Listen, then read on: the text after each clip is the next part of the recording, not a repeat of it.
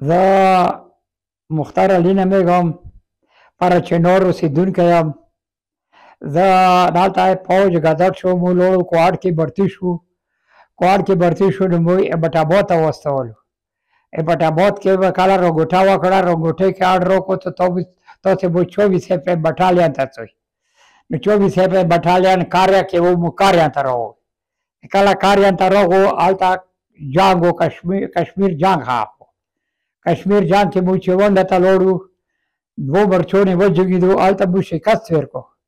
شکست کې موږ ته آرډر راغلو چې تاسې لاړ شئ کراچۍ ته، کراچۍ نه لاړ شئ چټګان ته.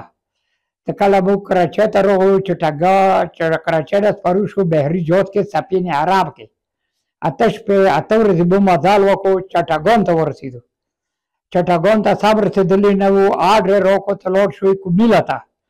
کومیله کې 4 شپې 4 ورځې مو انډیا پوځ سره وجنګېدو، موږ شکست ورکړو. موږ ته یې آرډر راکړو ته تاسې لاړ شئ واپس اعلان دی هغه ته رشای ته. ته کله رشای ته راغلو، هغه ده کې ماړی هېڅ پروګرام نه و، 2-3 ورځې مو همداسې تېرې کړې.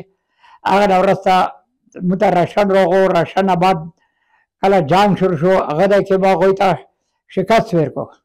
کله مو شکست ورکړو، بیا موږ ته نه آرمي موږ پوځ ته نه ووتو، برما باډر ته ورسېدو. کله برما باډر ته ورسېدو، دې ځای کې دوی اعلان وکړو چې جنګ ختم دی.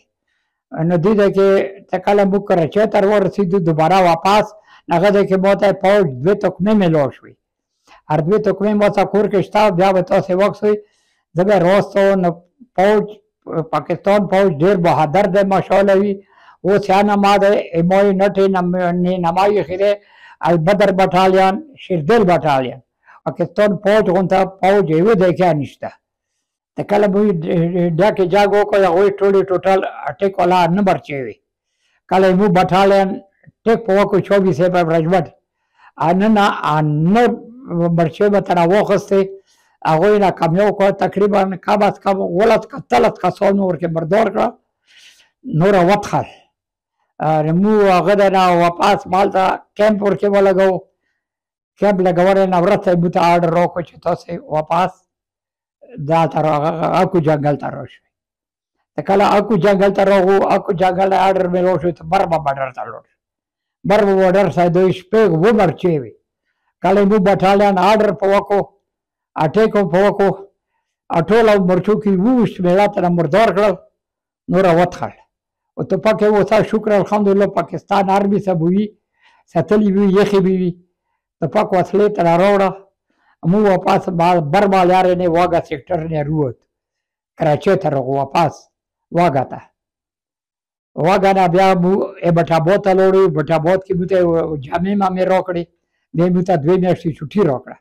چوټۍ نه زر شو، بیا موږ ملتان ته. ملتان کې به نوره نوکري پوره کړه.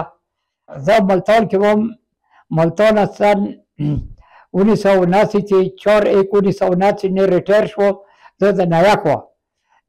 زه نایکۍ نه بغیر وروسته بیا ایبټ آباد سنټر ته لاړو، هلته کاغذونه ته جوړ شول. هغه نه وروسته بیا موږ پنشنې خونې ته راغلو.